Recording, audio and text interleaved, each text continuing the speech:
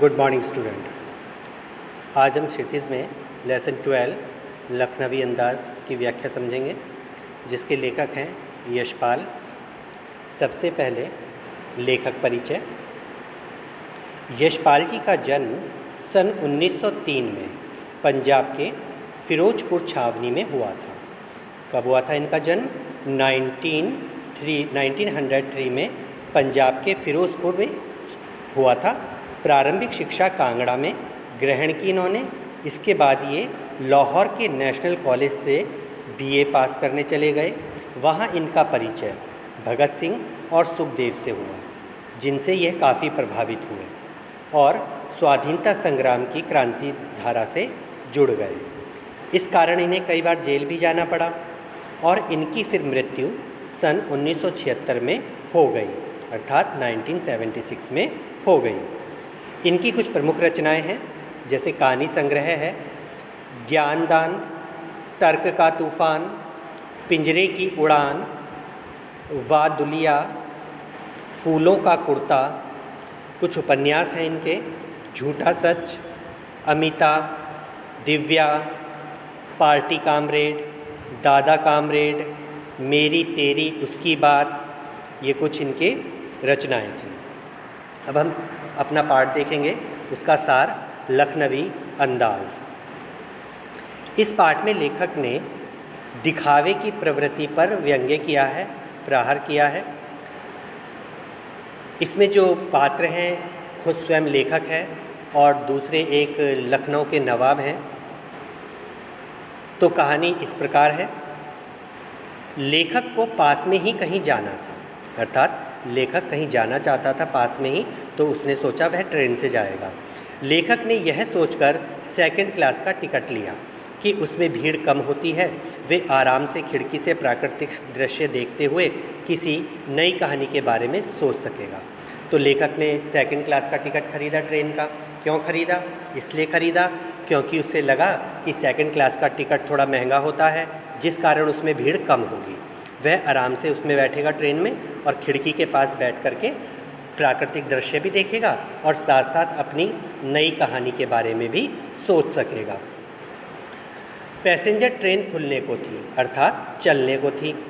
लेखक दौड़कर एक डिब्बे में चढ़ा, परंतु अनुमान के विपरीत उन्हें डिब्बा खाली नहीं मिला और लेखक दौड़कर जब अपने सेकंड क्लास के डिब्बे में चढ़ा तो जैसा उसने सोचा था वैसा नहीं हुआ, डब्बा खाली नहीं था। डिब्बे में पहले से ही लखनऊ के नवाबी नस्ल के एक सज्जन पॉलिथी मारे बैठे थे। क्या देखा उसने डिब्बे के अंदर? कि उस रेल के डिब्बे में एक लखनऊ के नवाब आराम से बर्थ के ऊपर पॉलिथी मारे हुए बैठे थे। उनके सामने दो ताजे चिकने खीरे तौलिए पर रखे थे और उनके सामने दो खीरे रखे हुए थे तौलिए के ऊपर। लेखक का अचानक चढ़ आना उस सज्जन को अच्छा नहीं लगा और लेखक को देखकर नवाब साहब को भी अच्छा नहीं लगा। उन्होंने लेखक से मिलने में कोई दिलचस्पी नहीं दिखाई।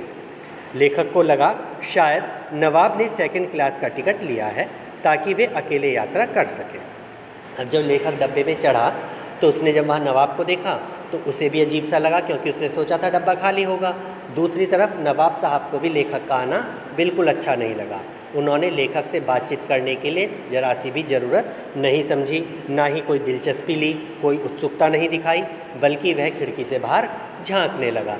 इसी नवाब साहब के इन्हीं हाव भाव से लेखक को लगा कि वह लेखक से बातचीत करने के लिए उत्सुक नहीं है।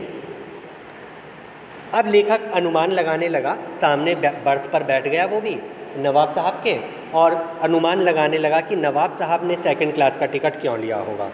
लेखक को लगा शायद नवाब साहब ने सेकंड क्लास का टिकट इसलिए लिया है ताकि वे अकेले यात्रा कर सकें, परंतु अब उन्हें यह बिल्कुल अच्छा नहीं लग रहा था कि कोई सफ़ेद पोश उन्हें मंझले दर्जे में सफ़र करता देखे। शायद खीरा भी अकेले सफ़र में काटने के लिए खरीदा होगा, परंतु अब किसी सफ़ेद पोश के सामने खीरा कैसे खाएं, और दूसरा शायद पैसे बचाने के लिए उन्होंने सेकंड क्लास का टिकट खरीदा होगा। तो लेखक ने ये सारे अनुमान लगाए नवाब साहब के उस डब्बे में बैठे होने के। क्या क्या अनुमान लगाए? कि पहला अनुमान कि नवाब साहब पैसे बचाना चाहते होंगे, दूसरा अनुमान कि नवाब साहब अकेले यात्रा करना चाहते होंगे। तीसरा अनुमान कि वह अकेले में खीरा खाना चाहते होंगे।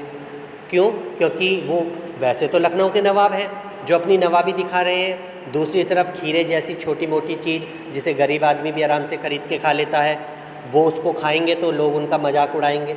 इस चक्कर से वो शायद खीरा अकेले में खाना चाहते थे। ठीक है ना?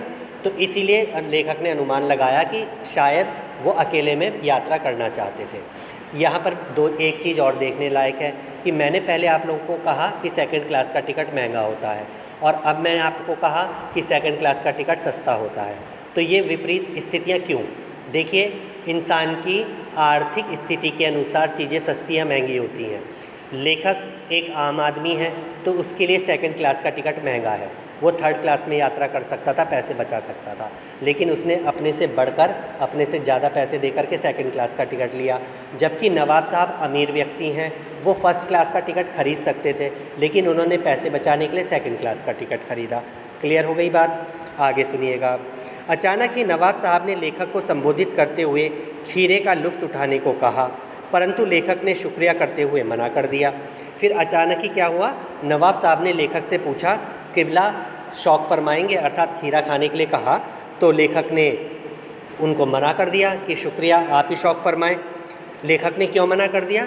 क्योंकि अचानक नवाब साहब के इन भाव को बदलना लेखक को अच्छा नहीं लगा। क्योंकि जब लेखक डब्बे में आया था तब नवाब साहब उससे बातचीत नहीं करना चाहते थे, और अब अचानक ही नवाब साहब ने लेखक से खीरा खाने के लिए पूछ लिया, तो लेखक को ज़रा अच्छा सा नहीं लगा, इसलिए उसने मना कर दिया। नवाब साहब ने अब खीरे उठाए, लोटा लिया और खीरों को खिड़की से बाहर करके पानी से अच्छी तरीके से धो लिया। फिर उन्हें छिला, उन्हें बड़े तरीके से काटा और उसकी फाँकें करके तौलिए पर सजा ली, और फिर पुड़िया में से नमक, जीरा और मिर्च का पाउडर निकालकर उन फाँकों पर बुरक लिया।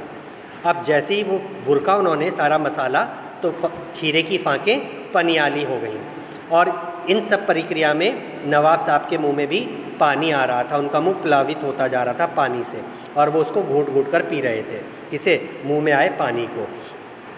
इधर लेखक के मन में भी उन पनियाली फाँकों को देखकर, यानी रस से भरी हुई फाँकों को देख करके मुंह में पानी आने लगा। लेखक का भी मन करने लगा उस खीरे को खाने का।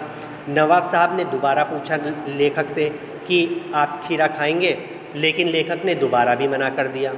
क्यों मना कर दिया दोबारा, जबकि वो खीरा खाना चाहता था? मना इसलिए कर दिया क्योंकि लेखक नवाब साहब से पहले खीरा खाने के लिए मना कर चुका था। अगर अब वो खीरा खाने के लिए हाँ करता तो शायद उसके आत्मसम्मान को ठेस पहुंचती। वो अपने आत्मसम्मान को बनाए रखना चाहता था, इसीलिए उसने दूसरी बार भी खीरा खाने के लिए मना कर दिया। अब लेखक मन ही मन सोचता है कि वैसे तो ये मियाँ रईस बन रहे हैं, लेकिन लोगों की नज़रों से बच सकने के ख्याल में अपनी असलियत पर उतर आए हैं। अब उसने कहा कि वैसे तो ये अमीर बन रहे हैं, और लेकिन अब धीरे धीरे अपनी असलियत पे आ गए हैं कि खीरा इन्होंने खाना शुरू कर दिया है, और मुझसे भी खीरा खाने के लिए सिर्फ इसलिए पूछा है ताकि मैं इनका मजाक ना उड़ाऊँ।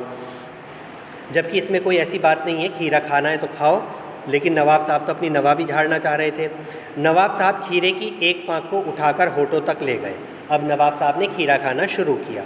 तो उन्होंने खीरा कैसे खाया? उन्होंने खीरे की एक फाँक को उठाया और अपने होठों तक ले गए, यानी नाक के पास तक ले गए, और एक लंबी सांस ली, यानी खीरे की महक ली, और खीरे के स्वाद में अपनी आँखें बंद कर ली। लंबी सांस लेकर के और आंखें बंद के खीरे के स्वाद को महसूस करने लगे, और उस फिर फाँक को खिड़की से बाहर फेंक दिया। धीरे धीरे करके नवाब साहब ने इसी तरीके से सारी फाँकें उठाई, सूंघी, आंखें बंद करके उनका स्वाद लिया और खिड़की से बाहर फेंकते चले गए। सारी फाँकों को फेंकने के बाद उन्होंने तौलिए से हाथ और होठों को पोंछा, फिर गर्व से लेखक की ओर देखा और इस नायाब इस्तेमाल से थककर लेट गए, और साथ साथ एक लंबी डकार भी ले ली, यह दिखाने के लिए कि उनका पेट भर गया है। वह लेखक को इस तरीके से क्या दिखाना चाहते थे? यह दिखाना चाहते थे कि जो लखनऊ के नवाब होते हैं ना, वो इतने नाजुक मिजाज होते हैं कि उनका पेट तो खाने को सूंघने मात्र से भर जाता है। इसे लेखक ने कहा एब्स्ट्रैक्ट तरीका, अर्थात अवास्तविक तरीका। ठीक है ना? तो लेखक कहता है कि क्या सूंघने मात्र से ही किसी का पेट भर सकता है? क्या ऐसी वास्तविकता से जीवन जिया जा सकता है? तो लेखक कहता है कि नहीं, ऐसा नहीं हो सकता। लेकिन फिर लेखक सोचता है कि जब खीरे की गंध से पेट भर जाने की डकार आ जाती है तो बिना विचार घटना और पात्रों के इच्छा मात्र से नई कहानी क्यों नहीं बन सकती। अर्थात लेखक ने कहा है कि बिना विचार घटना के भी कहानी लिखी जा सकती है, जब बिना खाए पेट भरा जा सकता है। लेकिन हम यशपाल के इस विचार से बिल्कुल भी सहमत नहीं हैं, क्योंकि बिना विचार घटना और पात्रों के कोई कहानी नहीं लिखी जा सकती। क्योंकि जो कहानी होती है वो पात्रों के जीवन में घटने वाली घटनाओं का ताना बाना बुनकर ही आगे बढ़ती है और तब अपने अंजाम तक पहुंचती है। तो बिना विचार, बिना घटना और बिना पात्र के कोई भी कहानी नहीं लिखी जा सकती है। तो बेटा ये था हमारा एक छोटा सा चैप्टर लखनवी अंदाज। अगला चैप्टर अगली वीडियो में। God bless you.